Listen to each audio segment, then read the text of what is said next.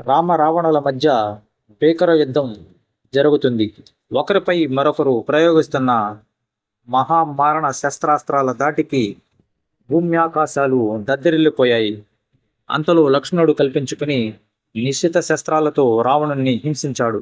రావణుడు క్రుద్ధుడై శక్తిని ప్రయోగించాడు. ఆ మహాశక్తి ధ్వని చేస్తూ నిప్పులు గ్రక్కుతూ లక్ష్మణుని మీదకు ప్రయాణించింది. ఆ శక్తి అస్త్రం సౌమిత్రి శిరస్సుపై పడి శరీరంలోంచి భూమిలోకి దూరి అదృశ్యమైంది.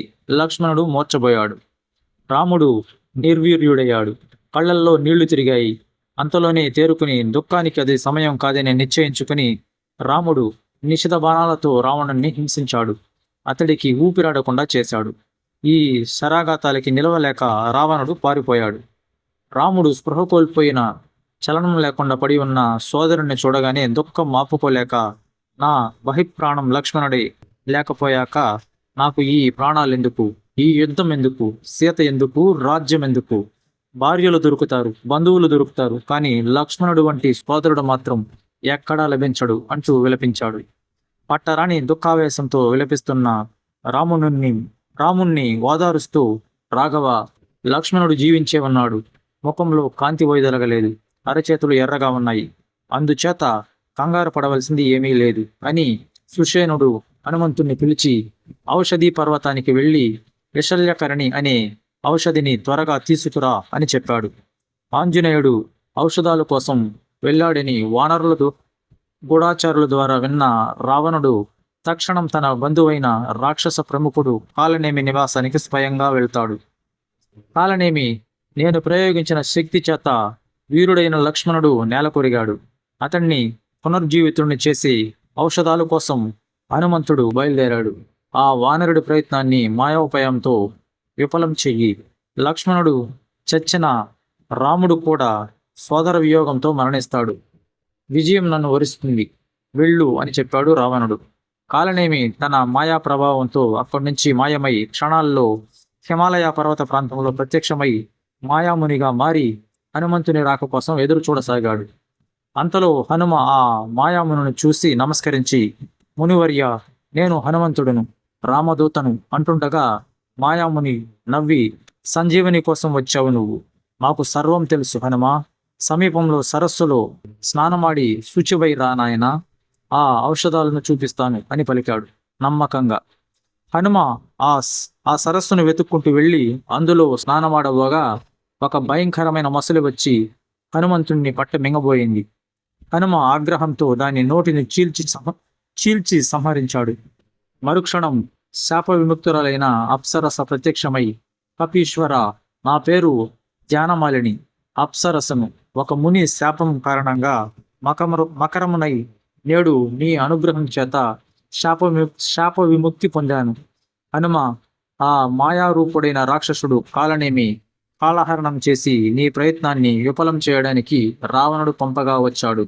వాడిని సంహరించి త్వరగా ద్రోణాచలంకు వెళ్ళు, సంజీవని సంపాదించు అని పలికి ఆమె హనుమకు నమస్కరించి బ్రహ్మలోకానికి పయనమైంది. అంతటా హనుమ ఆ మాయాముని వద్దకి తిరిగి వచ్చి పిడికిలు బిగించి వాడి శిరస్సుపై ఒక గుద్దు గుద్దుతాడు. ఒక్క గుద్దుకే కాలనేమి తల మొక్కలి మరణించాడు. అంతటా హనుమ వాయువేగంతో పయనించి ద్రోణగిరి మీద నిలిచాడు. అత్యద్భుతమైన అపూర్వమైన ద్రోణగిరి వివిధ ఔషధాల కాంతులతో నక్షత్రాల వలె మెరుస్తుంది. అవన్నీ మహిమాన్వితమైన ఔషధాలే. వాటిలో సంజీవన్ని ఎలా గుర్తించడం? ఆంజనేయుడు ఏది ఔషధమో తెలియక తికమకపడి వట్టి చేతులతో తిరిగి వెళ్ళడం నచ్చక ఆ ఔషధ మహాపర్వత శిఖరాన్ని పెకలించి తేగా సుషేనుడు వెంటనే ఎగిరి పైకి వెళ్ళి ఆ ప్రత్యేకమైన ఔషధాలను వెతికి పట్టుకుని వచ్చి సౌమిత్రికి వాసన చూపించాడు. ఆ మరుక్షణం లక్ష్మణుడు పరిపూర్ణ ఆరోగ్యంతో లేచి కూర్చున్నాడు. వానరులంతా జయ జయధ్వానాలు చేశారు. అప్పుడు రాముడిని ఉత్సాహపరుస్తూ లక్ష్మణుడు, ఈరోజు సూర్యాస్తమయం అయ్యేలోగా రావణుణ్ణి నీవు సంహరించాలి అంటూ ఇది నా ప్రార్థన అని చెప్పాడు. అంతలో రావణుడు మరొక రథం అధిరోహించి రెట్టించిన నూతనోత్సాహంతో రణభూమికి వచ్చాడు.